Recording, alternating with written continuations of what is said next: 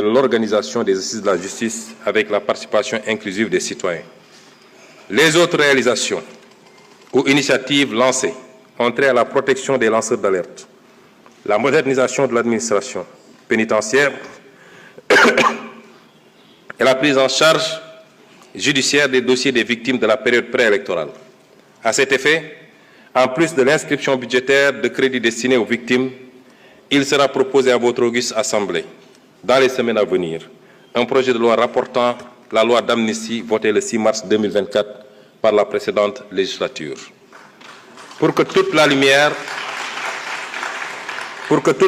soit enfin faite et les responsabilités établies de quelque bord qu'elles se situent. Il ne s'agit pas ici de chasse aux sorcières, encore moins de vengeance, car aucun sentiment de revanche ne nous anime. Loin de là, il s'agit simplement de justice du gouvernement, avec notamment l'exigence de défendre en tout premier lieu les intérêts du Sénégal et de ne plus jamais nous laisser dicter notre conduite dans la gestion des affaires publiques et la défense du citoyen sénégalais. Il en est pour preuve les positions ouvertement affichées par M. le Président de la République dans les instances internationales, que ce soit à la tribune des Nations Unies, au Forum mondial pour la souveraineté et l'innovation vaccinale, au sommet des Jeux olympiques du développement durable, aux réunions de l'Organisation de la coopération islamique.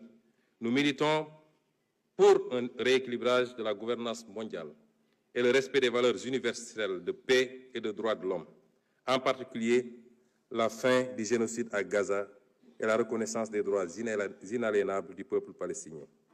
Au demeurant, au plan interne, la célébration du 80e anniversaire du massacre des tirailleurs sénégalais à Thiaroye, le 1er décembre 1944, a été l'occasion d'affirmer notre exigence de souveraineté dans le rétablissement des faits, tronqués, maquillés et cachés depuis 80 ans.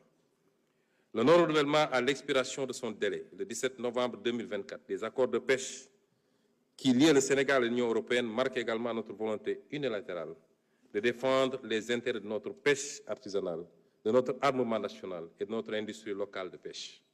Concernant la souveraineté monétaire de l'Union monétaire ouest-africaine, notre gouvernement a eu des échanges avec la BCEAO sur l'état et les perspectives de mise en œuvre de la réforme du franc CFA. S'agissant de la souveraineté en matière de défense, le président de la République a annoncé la fermeture prochaine des bases militaires étrangères au Sénégal. De toutes les bases militaires au Sénégal. Enfin, pour ce qui est de la politique étrangère du Sénégal, de nouvelles bases ont été jetées, à savoir le retour à l'orthodoxie dans la représentation diplomatique sénégalaise à l'étranger, avec l'accréditation de diplomates de carrière ainsi que le focus mis sur le renforcement des liens de coopération avec les pays africains. Monsieur le Président de l'Assemblée nationale, honorables députés, le renouveau du Sénégal au plan intérieur et extérieur ne peut réussir sans une administration publique efficace et dotée d'éthique et de déontologie, ainsi que des sociétés publiques et parapubliques régies par une stricte gouvernance financière.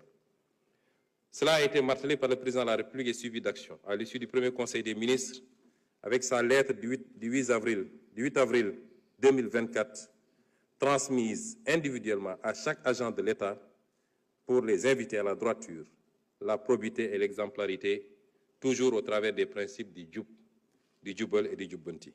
Dans les semaines à venir, un projet de loi rapportant la loi d'amnistie votée le 6 mars 2024 par la précédente législature. Pour que toute la lumière soit enfin faite et les responsabilités établies de quelque bord qu'elles se situent. Il ne s'agit pas ici de chasse aux sorcières, encore moins de vengeance, car aucun sentiment de revanche ne nous anime. Loin de là, il s'agit simplement de justice, pilier sans lequel aucune paix sociale ne peut être garantie. Monsieur le Président de l'Assemblée nationale, honorables députés, la vision de